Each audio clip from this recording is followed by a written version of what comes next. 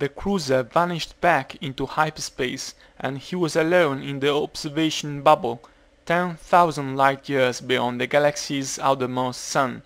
He looked out the windows at the gigantic sea of emptiness around him, and wondered again what the danger had been that had so terrified the man before him. Of one thing he was already certain: he would find that nothing was waiting outside the bubble to kill him. The first bubble attendant had committed suicide, and the second was a mindless maniac on the earthbound cruiser, but it must have been something inside the bubble that had caused it, or else they had imagined it all. He went across the small room, his magnetized soul loud on the thin metal floor in the bubble's silence. He sat down in the single chair, his weight very slight in the feeble artificial gravity, and reviewed the known facts. The bubble was a project of Earth's Galactic Observation Bureau, positioned there to gather data from observations that could not be made from within the galaxy. Since metallic mass affected the hypersensitive instruments, the bubble had been made as small and light as possible. It was for that reason that it could accommodate only one attendant. The Bureau had selected Horn as the bubble's first attendant, and the cruiser left him there for his 6-month period of duty.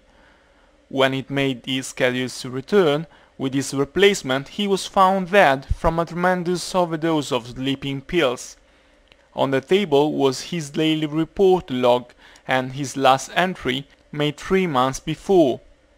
"I haven't attended to the instruments for a long time, because it hates us and doesn't want us here. It hates me the most of all, and keeps trying to get into the bubble to kill me. I can hear it whenever I stop and listen, and I know it won't be long. I'm afraid of it, and I want to be asleep when it comes. But I'll have to make it soon, because I have only 20 sleeping pills left, and if—" The sentence was never finished. According to the temperature recording instruments in the bubble, his body ceased radiating heat the same night. The bubble was cleaned, fumigated, and inspected inside and out. No sign of any inimical entity or force could be found. Silverman was Horn's replacement. When the cruiser returned 6 months later bringing him, Green, to be Silverman's replacement, Silverman was completely insane. He babbled about something that had been waiting outside the bubble to kill him, but his nearest to a rational statement was to say once, when asked for the 100th time what he had seen: "Nothing, you can't really see it, but you feel it watching you and you hear it trying to get in to kill you. One time I bumped the wall and, for God's sake, take me away from it, take me back to Earth." Then he had tried to hide under the captain's desk, and the ship's doctor had let him away.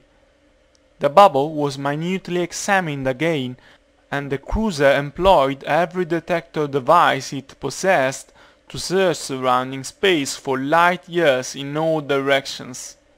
Nothing was found. When it was time for the new replacement to be transferred to the bubble, he reported to Captain McDowell. "Everything is ready, Green," McDowell said. "You are the next one." His shaggy grey eyebrows met in a scowl. "It would be better if they would let me select the replacement instead of them." He flushed with a touch of resentment and said, "The Bureau found my intelligence and initiative or thought satisfactory." "I know. They're characteristics you don't need. What they ought to have is somebody like one of my engine room roustabouts, too ignorant to get scared and too dumb to go nuts. Then we could get a sane report 6 months from now instead of ravings of a maniac." "I suggest," he said stiffly, "that you reserve judgment until that time comes, sir."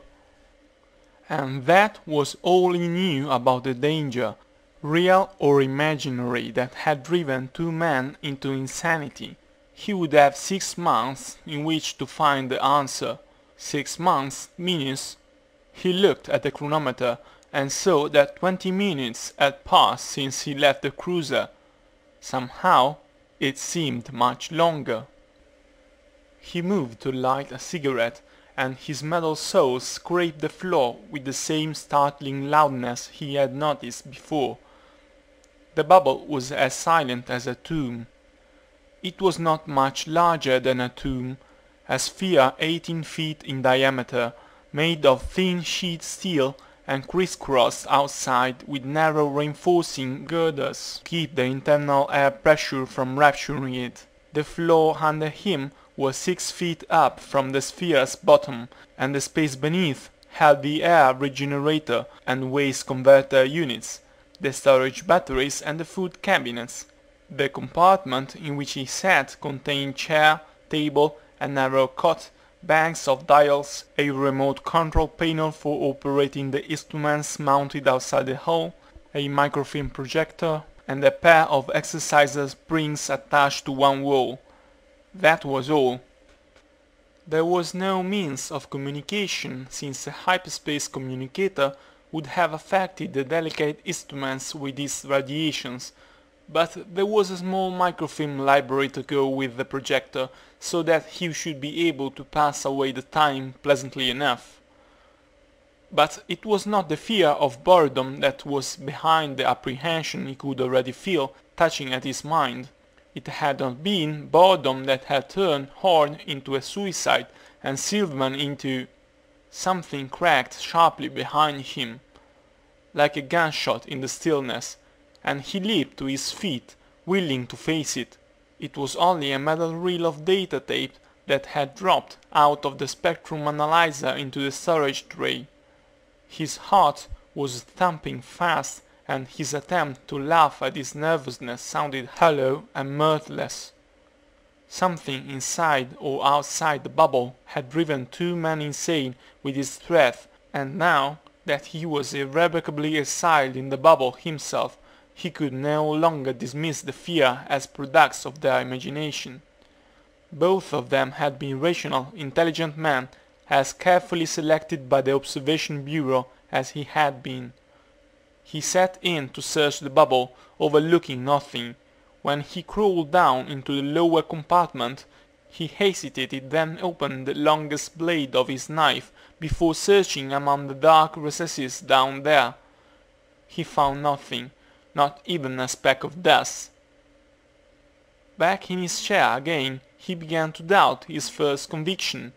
Perhaps there really had been some kind of an invisible force or entity outside the bubble. Both Horn and Silverman had said that it had tried to get in to kill them.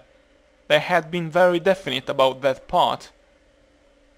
There were 6 windows around the bubble's walls, set there to enable the attendant to see all the outside mounted instruments and dials. He went to them to look out one by one, and from all of them he saw the same vast emptiness that surrounded him. The galaxy, his galaxy, was so far away that its stars were like dust. In the other directions the empty gulf was so wide that galaxies and clusters of galaxies were tiny, feeble specks of light shining across it. All around him was a void so huge that galaxies were only specks in it. Who could know what forces or dangers might be waiting out there? A light blinked, reminding him it was time to attend his duties. The job required an hour, and he was nervous and not yet hungry when he had finished. He went to the exerciser springs on the wall and performed a workout that left him tired and sweating, but which, at least, gave him a small appetite. The day passed, and the next. He made another search of the bubble's interior with the same results as before. He felt almost sure then that there was nothing in the bubble with him. He established a routine of work, pastime and sleep that made the first week pass fairly comfortably but for the gnawing worry in his mind that something invisible was lurking just outside the windows. Then, one day, he accidentally kicked the wall with his metal shoe tip. It made a sound like that from kicking a tight scratched section of tin, and it seemed to him that it gave a little from the impact, as tin would do. He realized for the first time how thin it was, how deadly, dangerously thin. According to the specification he had read, it was only 1/16th of an inch thick. It was as thin as a cardboard. He sat down with pencil and paper and began calculating. The bubble had a surface area of 146,500 square inches and the internal air pressure was 14 pounds to the square inch, which meant that the thin metal skin contained a total pressure of 2,051,000 pounds. 2,000,000 pounds. The bubble in which he sat was a bomb, waiting to explode the instant any section of the thin metal weakened.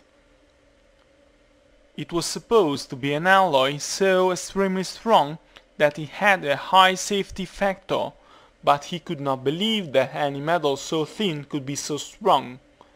It was all right for engineers sitting safely on Earth to speak of high safety factors, but his life depended upon the fragile wall not cracking. It made a lot of difference. The next day he thought he felt the hook to which the exerciser spring was attached crack loose from where it was welded to the wall. He inspected the base of the hook closely, and there seemed to be a fine hairline fracture appearing around it. He held his ear to it, listening for any sound of a leak. It was not leaking yet, but it could commence doing so at any time. He looked out the windows at the illimitable void that was waiting to absorb his pitiful little supply of air, and he thought of the days he had howled and jerked at the springs with all his strength, not realizing the damage he was doing. There was a sick feeling in his stomach for the rest of the day, and he returned again and again to examine the hairline around the hook. The next day he discovered an even more serious threat. The thin skin of the bubble had been spot welded to the outside reinforcing girders. Such welding often created hard, brittle spots that would soon crystallize from continued movement. And there was a slight temperature difference in the bubble between his working and sleeping hours that would daily produce a contraction and expansion of the skin, especially when he used the little cooking burner. He quit using the burner for any purpose and began a daily inspection of every square inch of the bubble's walls, marking with white chalk all the welding spots that appeared to be definitely weakened. Each day he found more to mark, and soon the little white circles were scattered across the walls wherever he looked. When he was not working at examining the walls, he could feel the windows watching him, like staring eyes. Out of self-defense, he would have to go to them and stare back at the emptiness. Space was alien, coldly, deadly alien. He was a tiny spark of life in a hostile sea of nothing, and there was no one to help him. The nothing outside was waiting day and night for the most infinitesimal leak or crack in the walls. The nothing that had been waiting out there since time without beginning, and would wait for time without end. Sometimes he would touch his finger to the wall and think, death is out there, only 1/16th of an inch away. His first fears became a black and terrible conviction. The bubble could not continue to resist the attack for long. It had already lasted longer than it should have. 2,000,000 pounds of pressure wanted out, and all the sucking nothing of intergalactic space wanted in, and only a thin-skinned metal, rotten with brittle welding spots, stood between them. It wanted in. The nothing wanted in. He knew then that Horn and Silverman had not been insane. It wanted in, and someday it would get in. When it did, it would explode him and jerk out his guts and lungs. Not until that happened, not until the nothing filled the bubble and enclosed his hideous turned inside-out body, would it ever be content. He had long since quit wearing the magnetized shoes, afraid that the vibration of them would weaken the bubble still more. And he began noticing sections where the bubble did not seem to be perfectly concave, as though the rolling mill has pressed the metal too thin in places and it was swelling out like an overinflated balloon. He could not remember when he had last attended to the instruments. Nothing was important but the danger that surrounded him. He knew the danger was rapidly increasing because whenever he pressed his ear to the wall he could hear the almost inaudible tickings and vibrations as the bubble skins contracted or expanded, and the nothing tapped and searched with its empty fingers for a flaw or a crack that it could tear into a leak.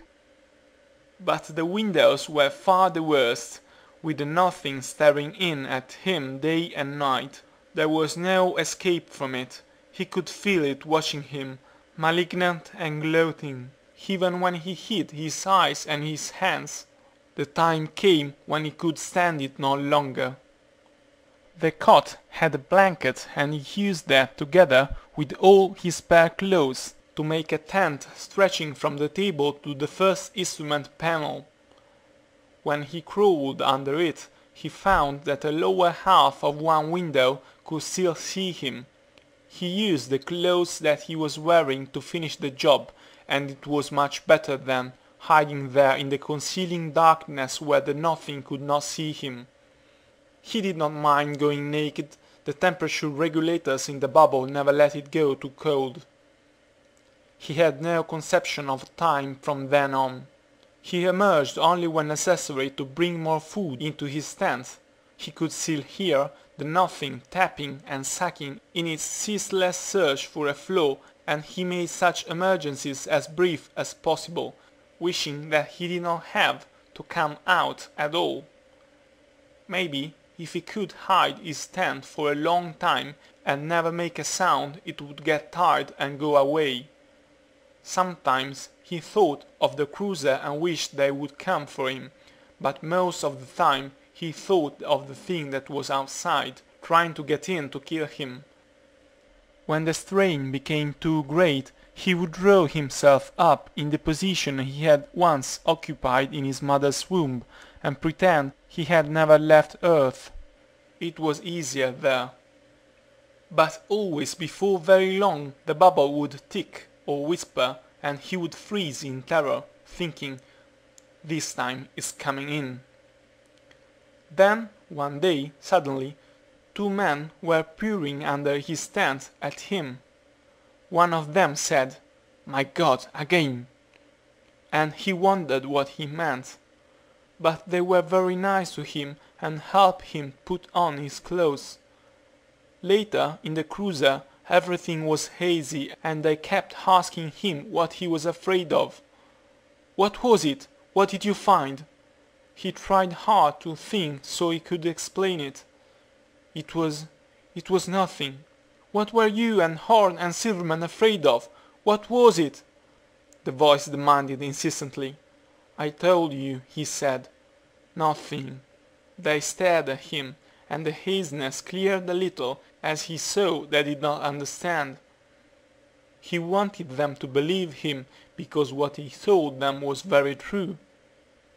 "It wanted to kill us. Please, can't you believe me? It was waiting outside the bubble to kill us." But they kept staring and he knew they didn't believe him. They didn't want to believe him. Everything turned hazy again and he started to cry. He was glad when the doctor took his hand to lead him away. The bubble was carefully inspected, inside and out, and nothing was found. When it was time for the green's replacement to be transferred to it, Larkin reported to Captain McDowell. Everything is ready, Larkin, McDowell said. You're the next one. I wish we knew what the danger is. He scowled. I still think one of my roustabouts from the engine room might give us the same report 6 months from now instead of the babblings we'll get from you. He felt his face flush, and he said stiffly, I suggest, sir, that you not jump to conclusions until the time comes. The cruiser vanished back into hyperspace, and he was alone inside the observation bubble. 10,000 light-years beyond the galaxy's outermost sun, he looked out the windows at the gigantic sea of emptiness around him, and wondered again what the danger had been that had so terrified the man before him. Of one thing he was already certain. He would find that nothing was waiting outside the bubble to kill him. End of